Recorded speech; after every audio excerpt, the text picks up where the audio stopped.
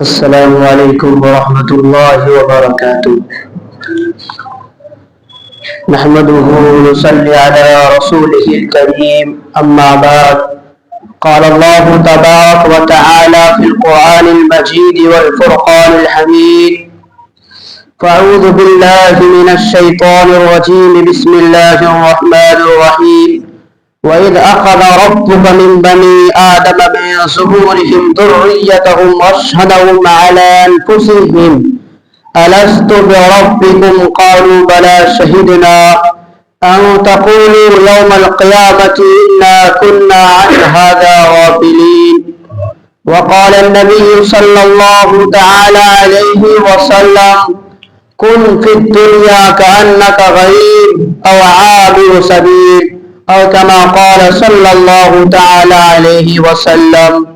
برادران اسلام اور میرے محترم بزرگوں، دوستوں، ساتھیوں، اللہ تبارک و تعالی سے دعا کرے کہ اللہ تعالی مذکورہ آیت اور حدیث کی روشنی میں حق بولنے کی اور ہم سب کو اس پر اخلاص و استقامت کے ساتھ عمل کرنے کی توفیق عطا فرمائے۔ سرکار دو جہاں محمد عربی صلی اللہ علیہ وسلم نے ارشاد فرمایا کہ دنیا میں زندگی اس طرح گزارو جیسا کہ ایک مسافر ہوتا ہے۔ مسافر جب سفر کرتا ہے تو مختصر سامان سفر اپنے ساتھ رکھ لیتا ہے، اور آپ دیکھے ہوں گے کہ مسافر کسی بھی اسٹیشن یا سرائے پر بقدر ضرورت ٹھہرتا ہے اور اس کے بعد روانہ ہو جاتا ہے۔ انسان جب 48 میل کی نیت سے جب گھر سے نکلتا ہے تو وہ شریعت کی نگاہ میں وہ مسافر کہلاتا ہے۔ اب وہ جب تک اپنا وطن لوٹ کر نہ آ جائے، یہاں تک کہ اگر وہ 15 روز ٹھہرنے کی نیت نہ کرے تو مسافر کہلائے گا جب تک کہ وہ اپنا وطن، اپنا گھر نہ لوٹ جائے۔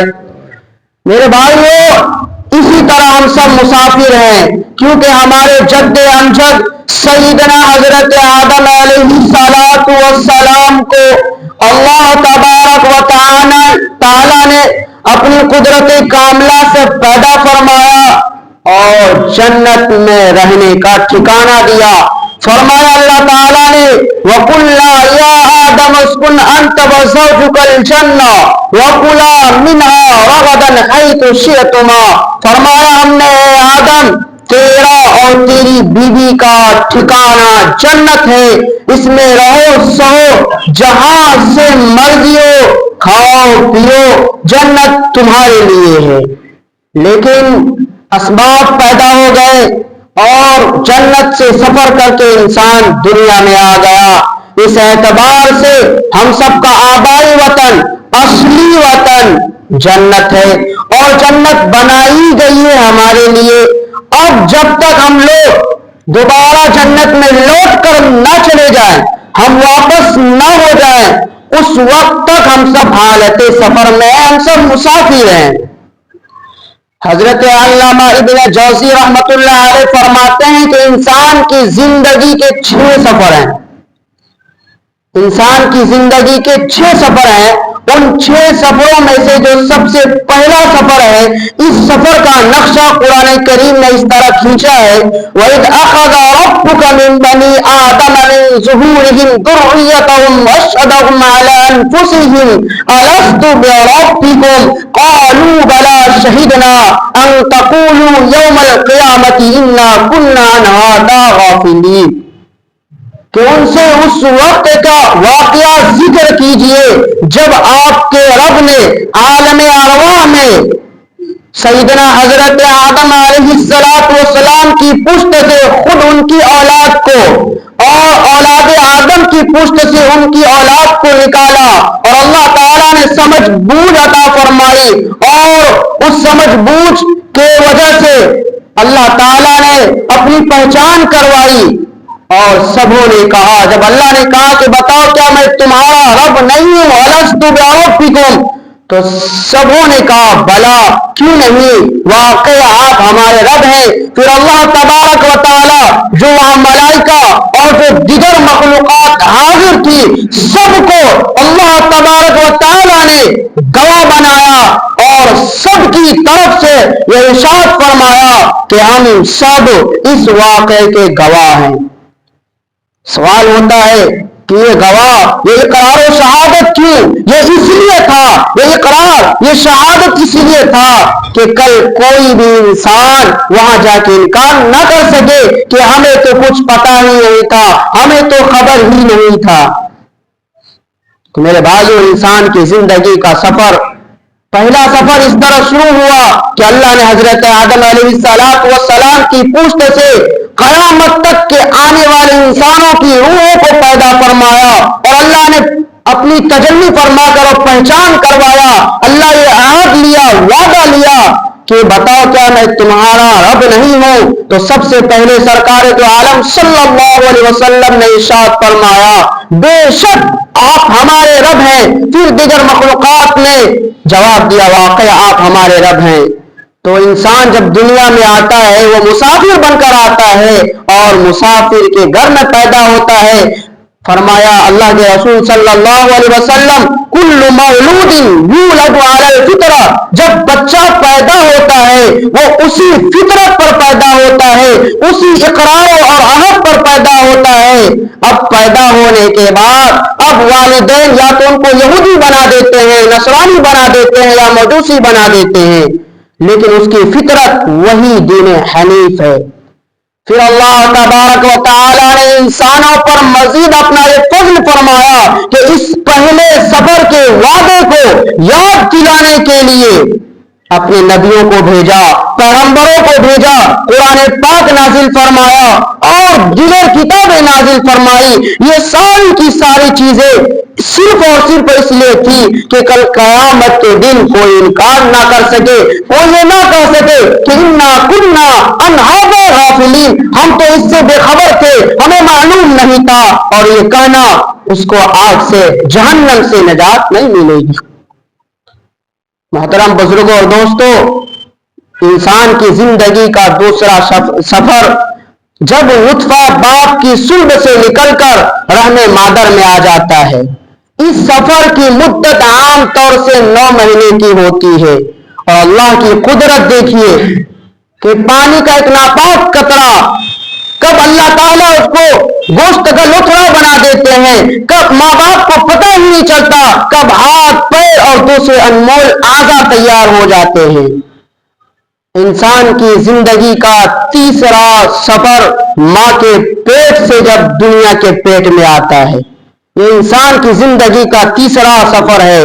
اور یہ تیسرا سفر، یہ جو کائنات میں رنگ رنگلیاں جو دیکھ رہے ہیں، یہ جو پوری کائنات جو بنائی گئی ہے اسی تیسرے سفر کے لیے، اور جو 2 سفر گزر گئے ہیں اسی تیسرے سفر کے لیے، اور اس سے پہلے جو 2 سفر گزر گیا ہے وہ بے اختیاری تھا، ہمارے اختیار میں نہیں تھا، لیکن جو یہ تیسرا سفر ہے اس میں انسان کو ارادے کا اختیار دیا ہے، اس میں انسان شریعت کا مکلف ہوتا ہے۔ فرمایا اللہ تبارک و تعالی نے الذی خلق الموت والحیات لیبلوکم ایکم احسن عملا، کہ یہ موت و حیات، یہ زندگی محض اس لیے ہے کہ تاکہ انسان کو دیکھا جائے، پرکھا جائے، آزمایا جائے کہ کون اچھا عمل کرتا ہے، کون عمدہ عمل کرتا ہے۔ تو یہ تیسرا سفر بہت ہی امپورٹنٹ اور ضروری سفر ہے، اور اسی سفر پر اگلے سفر کا دار و مدار ہے۔ اس سفر پر ہی اگلے سفر راحت و آرام اور نہ بیان کرنے والے تکالیف اسی سفر پر منحصر ہے۔ اب اگر جو بندہ اپنے مقصد حیات کو سامنے رکھ کر مولا اللہ تبارک و تعالیٰ کی مرضی کے مطابق زندگی گزارتا ہے، شریعت پر چلتا ہے، سنتوں پر عمل کرتا ہے، تو اللہ تبارک و تعالیٰ اسے دنیا میں بھی عزت سے نوازتے ہیں اور آخرت میں بھی انہیں عزت سے نوازیں گے۔ میرے بھائیوں، اس بندے کے لیے خوشخبری ہے جو دنیا میں تقوی کے ساتھ زندگی گزارتا ہے, اللہ سے ڈر کر زندگی گزارتا ہے, خوف الہی کو اپنے سینے میں اپنے دل میں رکھ کر زندگی گزارتا ہے, فرمایا اللہ تبارک و تعالیٰ نے وَمَن يَتَّقِ اللَّهَ يَجْعَلْ لَهُ مَخْرَجًا, کہ وہ ڈر کے ساتھ دنیا میں زندگی گزارتا ہے, پرہیزگار بن کر زندگی گزارتا ہے. اللہ تبارک و تعالیٰ کا وعدہ ہے کہ ہم اسے ہر تنگی سے نکال دیں گے اور ہم اسے ایسی جگہوں سے رزق دیں گے, ایسی جگہوں سے روزی عطا کریں گے کہ اسے گمان بھی نہیں ہوگا. میرے بھائیو, اللہ تعالیٰ کا وعدہ ہے, ہم چاہیں اپنی تکلیف کو, تنگی کو دور کرنے کے لیے تو زندگی ختم ہو جائے گی, لیکن ہم کر نہیں سکتے ہیں. اگر اللہ چاہ جائے تو فوراً تکلیف اور غم کو دور کر دیں گے. شرط یہ ہے کہ ہم تقوی والی زندگی گزاریں. آج انسان کو اگر دیکھا جائے, عام طور سے آج کے دور میں اگر 70 سال کے اگر ایک انسان زندگی گزارتا ہے تو آدھی زندگی وہ سوتا ہے. اس کے پاس رہ گیا 35 سال 15 سال میں وہ نابالغ رہتا ہے, تو اس کے پاس رہ گیا 20 سال میں بھی 5 سال انسان کھانے پینے میں, یہ نہانے دھونے میں چلا گیا. ہر انسان کے پاس, اور اس انسان کے پاس جو 35 سال کی زندگی گزارے گا, ماتر 15 سال اس کے پاس ہے اپنے رب کو راضی کرنے کے لیے, اس سفر میں اگلے سفر کی تیاری کرنے کے لیے. آج انسان بیلنس جمع کرنے میں, دنیا بنانے میں, دنیا کمانے میں, دنیا میں بھی اس کو سکون نہیں, دنیا میں بھی سکون اور راحت سے نہیں زندگی گزارتا ہے, اور آخرت میں بھی اپنے سکون کو گوا دیتے ہیں. اس لیے عقل مند ہوشیار انسان وہ ہے جو اگلے سفر کو, آخرت کی تیاری کرے, اگلے سفر کی تیاری کرے. آئیے کہ واقعہ جو حضرت سلمان فارسی رضی اللہ تعالیٰ عنہ, آپ لوگوں نے نام سنا ہوگا, ان کا ایک واقعہ جو دل کو دہلانے والا, رونگٹے کو کھڑا کر دینے والا واقعہ ہے. جب آپ انتقال کے وقت قریب پہنچتے ہیں تو آپ کے آنکھ سے آنسو جاری ہے, آپ بے تحاشا رو رہے ہیں. کسی صحابی نے کہا کہ رونے کی کیا بات ہے, آپ کیوں رو رہے ہیں؟ حضرت سلمان فارسی رضی اللہ تعالیٰ عنہ کا جملہ دیکھیے. اب لوگ اس جملے سے سبق حاصل کیجئے اور اپنا محاسبہ کیجئے کہ ہم کہاں ہیں, کس جگہ کھڑے ہیں. حضرت سلمان فارسی رضی اللہ تعالیٰ عنہ فرماتے ہیں کہ دیکھو, میں دنیا کے چھوٹ جانے کی غم کی وجہ سے نہیں رو رہا ہوں کہ مجھ سے دنیا چھوٹ رہی ہے, میں موت کی ڈر کی وجہ سے نہیں رو رہا ہوں کہ میں مر جاؤں گا, بلکہ رو اس لیے رہا ہوں, آنکھ سے آنسو اس لیے جاری ہے کہ آقا انعامدار سرکار دو جہاں صلی اللہ علیہ وسلم نے مجھ سے ایک وعدہ لیا تھا, عہد لیا تھا کہ اے سلمان فارسی, دنیا میں اتنی ضرورتیں پوری کرو جتنا کہ ایک مسافر اپنے ساتھ توشہ رکھتا ہے. جتنا کہ ایک مسافر جب سفر کرتا ہے کھانے پینے کا سامان رکھتا ہے, بس اتنی ہی ضرورت پوری کرو. میں یہ سوچ کر رو رہا ہوں کہ میں یہ وعدہ پورا نہ کر سکا, میں اس پر کھڑا نہ اترا. اور جب انتقال کے بعد جب حضرت سلمان فارسی رضی اللہ تعالی عنہ کے ساز و سامان کو دیکھا گیا, جب گھر میں ساز و سامان کو پرکھا گیا تو 10 درہم سے کچھ زیادہ تھا. یہ پوری کائنات تھی, یہ کل کائنات تھی حضرت سلمان فارسی رضی اللہ تعالیٰ عنہ کی, اور اتنا رو رہے ہیں. اور یہی وہ لوگ ہیں جنہوں نے اس تیسرے سفر میں ایک سانس کو اگلے سفر کے لیے قربان کر دیا, آخرت کے لیے قربان کر دیا, جن کے بارے میں خود رب کائنات نے دنیا ہی میں مغفرت کا اعلان کر دیا, رضی اللہ عنہم ورضوا عنہ کا مژدہ سنا دیا. یہ رو رہے ہیں اور کہہ رہے ہیں کہ میں نے کچھ نہیں کیا, میں نے آخرت کی کچھ بھی تیاری نہیں کی. میرے بھائیوں, اللہ تبارک و تعالی روزانہ اعلان کرتے ہیں کہ اے دن کا گناہگار, رات ہونے سے پہلے توبہ کر لو. اے رات کا گناہگار, دن ہونے سے پہلے توبہ کر لو. آؤ اپنے گناہ پر شرمندہ اور نادم ہو کر تم میرے سامنے توبہ کر لو, اور یہ عزم ارادہ کرو کہ میں آئندہ گناہ نہیں کروں گا. اے مولا, اور چھوٹے بڑے گناہوں سے بچوں گا, آپ کی نافرمانی سے بچوں گا. ایک بات دل پر پتھر کی لکیر سے لکھ لیجئے کہ جو بھی بندہ، جو بھی انسان دنیا کی فکر نہیں کرتا ہے، وہ آخرت کی فکر کرتا ہے، آخرت کی تیاری میں لگا رہتا ہے، اللہ تبارک و تعالیٰ اسے دنیا کی فکروں سے، غموں سے بے فکر کر دیتے ہیں۔ اور جو دنیا کی فکر کرتا ہے، آخرت کی تیاری نہیں کرتا ہے، آخرت کی فکر نہیں کرتا ہے، اللہ تعالیٰ کو کوئی پرواہ نہیں کہ وہ کس وادی میں جا کے ہلاک ہو جائے، کسی طوفان اور سونامی میں جا کے وہ برباد ہو جائے، وہ اس میں ڈوب جائے۔ میرے محترم بزرگوں، دوستو، جو یہ تیسرا سفر ہے، یہ بہت ہی، یہ ہم لوگ کے لیے پونجی ہے۔ یہ تیسرا سفر اس لیے سوچ سمجھ کر ایک ایک دن کو گزارے، ایک ایک گھنٹے کو، ایک ایک منٹ کو ہم لوگ دیکھ کر پھونک پھونک کر قدم رکھیں۔ اور انسان کی زندگی کا چوتھا سفر وہ دنیا کے پیٹ سے قبر کے پیٹ تک کا ہے۔ جب انسان اس دنیا سے انتقال کر جاتا ہے، یہاں سے انسان کی زندگی کا جو چوتھا سفر ہے وہ شروع ہو جاتا ہے۔ اور جب قبر میں جاتا ہے تو عام طور سے اس سے 3 سوالات ہوتے ہیں۔ ہم لوگوں کو معلوم ہے کہ وہ کون سے سوال ہیں۔ وہاں سوال ہوتا ہے کہ من ربک کا، تیرا رب کون ہے؟ من نبیک کا، تیرا نبی کون ہے؟ ما دینک کا، تیرا دین کون ہے؟ اب یہ سوال کا جواب وہاں دے گا کون؟ وہاں سوال کا جواب دے کون سکتا ہے؟ وہی لوگ دے سکتا ہے جو یہاں رہ کر اس تیسرے سفر میں چوتھے سفر کی تیاری کی ہوگی، اس پر محنت کی ہوگی، اس کی فکر کی ہوگی، وہ ہر سوال کا جواب دے دے گا۔ اور اگر اس کی تیاری نہیں کی ہوگی، محنت نہیں کی ہوگی، تو ہر سوال کے جواب میں کہے گا ہاں لا ادری، آئے افسوس، مجھے کچھ نہیں معلوم، میں تو کچھ نہیں جانتا۔ اور ہم لوگوں نے قبر کے بارے میں یہ سن رکھا ہے کہ آقا انعامدار سرکار دو عالم صلی اللہ علیہ وسلم کا ارشاد ہے کہ القبر روضۃ من ریاض الجنہ اور حفرۃ من حفر النار، کہ قبر دیکھنے میں ایک طرح کی لگتی ہے، ہم قبرستان جاتے ہیں ایک طرح کی بنی ہوتی ہے، لیکن ایسی بات نہیں ہے، سب کی کیفیتیں الگ الگ ہیں۔ اللہ کے رسول صلی اللہ علیہ وسلم نے فرمایا قبر یا تو جنت کے باغوں میں سے باغ ہے یا جہنم کے گڈھوں میں سے گڈھا ہے۔ میرے بھائیوں، اب ظاہر سی بات ہے کہ جو اس سفر میں تیاری کرے گا اگلے سفر کے لیے تو اس کی قبر جنت کے باغوں میں سے باغ بنے گی، اسے جنت ملے گی، اور جو اس کی تیاری نہیں کرے گا اب ظاہر سی بات ہے یقیناً اسے وہ قبر اس کی جہنم کے گڑھوں میں سے گڈھا بن جائے گی اور جہنم ملے گی۔ اس لیے میرے بھائیوں، سوچ سمجھ کر اس تیسرے سفر کو طے کریں۔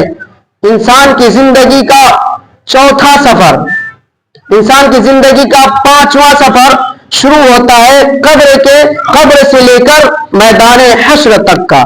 انسان کی زندگی کا 5واں سفر شروع ہوتا ہے قبر کے پیٹ سے لے کر میدان حشر تک کا۔ ہم لوگ سنتے ہیں میدان حشر، میدان حشر آخر ہے کیا چیز؟ یہ وہ جگہ ہے جہاں اچھوں کو خون کے آنسو ہونے پر مجبور کر دے گا، اور ہر کوئی پسینے میں شرابور ہوگا، پسینے میں ڈوبا ہوگا، اور یہ حساب و کتاب کا میدان ہے۔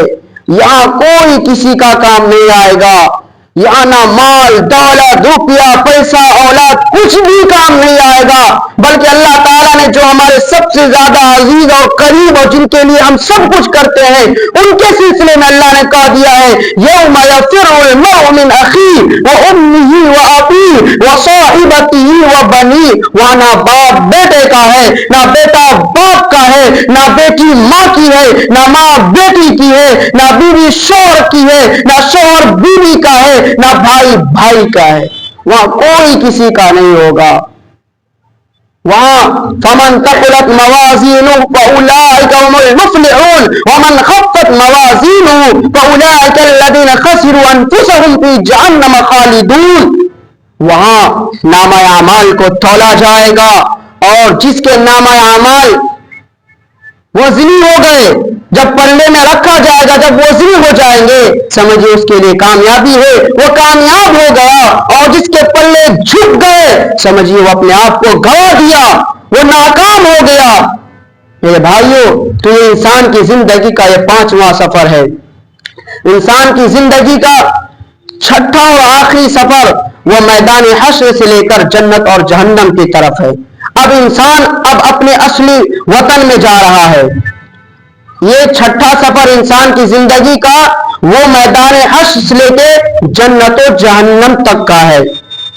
اور جنت کے بارے میں ہم لوگ سنتے ہیں، بلکہ آقا نامدار سرکار دو عالم صلی اللہ علیہ وسلم کا ارشاد ہے کہ ما لا عین رأت ولا اذن سمعت ولا علی قلب بشر خطرت، کہ جنت میں ایسی ایسی نعمتیں ہیں جنہیں نہ کوئی آنکھ نے دیکھی اور نہ اس کی خوبصورت کیفیت کی تعریف نہ کانوں نے سنی اور نہ اس کی خوبصورتی اور معیار کی بلندی کا خیال کسی دل میں گزرا ہوگا. یہ تو آپ صلی اللہ علیہ وسلم کے الفاظ جنت کے بارے میں. قرآن کا کیا الفاظ ہے؟ قرآن میں جنت کے بارے میں کیا کہا گیا ہے؟ فرمایا وَلَكُمْ فِيهَا مَا تَشْتَهِي أَنفُسُكُمْ وَلَكُمْ فِيهَا مَا تَدَّعُونَ نُزُلًا مِّن غَفُورٍ رَّحِيمٍ. جنت میں ہر وہ چیز میسر ہوگی، ہر وہ چیز ملے گی جس کی آپ خواہش کر سکیں گے، جس کی آپ تمنا کر سکیں گے، اور وہ چیز آپ کو ملے گی. اور یہ مہمان نوازی اس رب کریم کی طرف سے ہوگی جس کی مہربانی کے طفیل ہم جنت میں ہوں گے. اور جہنم کا تذکیہ بالکل اس کے برعکس ہے، الٹا ہے. جہنم کے بارے میں قرآن نے کہا فَأُمُّهُ هَاوِيَةٌ وَمَا أَدْرَاكَ مَا هِيَ نَارٌ حَامِيَةٌ. جہنمی شخص کو ہاویہ ملے گی. ہاویہ کیا چیز ہے؟ یہ بدن کو جھلسا دینے والی چیز ہے. اس کے بارے میں آقا نامدار سرکار دو عالم صلی اللہ علیہ وسلم نے ارشاد فرمایا کہ ہاویہ جہنم کی آگ ہے اور اس کی لپٹ اتنی تیز ہوگی کہ پہلے ہی وار میں انسان کی ہڈی کا گوشت پوست جلا دے گی. اللہ تعالی ہم سب کی اس سے حفاظت فرمائے. میرے محترم بزرگوں اور دوستوں، میری پوری گفتگو کا خلاصہ اور نچوڑ یہ ہے کہ انسان روز اول ہی سے پہلے ہی دن سے سفر کر رہا ہے اور جنت و جہنم تک سفر کرتا رہے گا. اور ایسے شخص کو مسافر ہی کہنا چاہیے. ہم سب مسافر ہیں. دنیا میں جو بھی زندگی گزار رہا ہے وہ سب کے سب مسافر ہیں. اور مسافر کو آپ دیکھے ہوں گے وہ کہیں دل نہیں لگاتا ہے، کسی جگہ دل نہیں لگاتا ہے، اپنی ضرورت پوری کرتا ہے اور روانہ ہو جاتا ہے. یہ مسافر، یہ دنیا بھی مسافر خانہ ہے. اور یہ سفر کس لیے ہے؟ یہ سفر ہم کس لیے طے کریں؟ اللہ اور اللہ کے رسول صلی اللہ علیہ وسلم کی اطاعت و فرما برداری کے لیے سفر ہے. اللہ کی مرضی کے مطابق زندگی گزارنے کے لیے سفر ہے. جیسا کہ ہم نے کہا کہ یہ جو سفر ہوئے پہلے، تیسرے سفر سے جو پہلے دو سفر ہوئے وہ اسی کے لیے یہ دو سفر ہوئے، اور جو ابھی 3 سفر کے بعد جو 3 سفر ہوئے ہیں یہ اسی تیسرے ہی سفر کے لیے.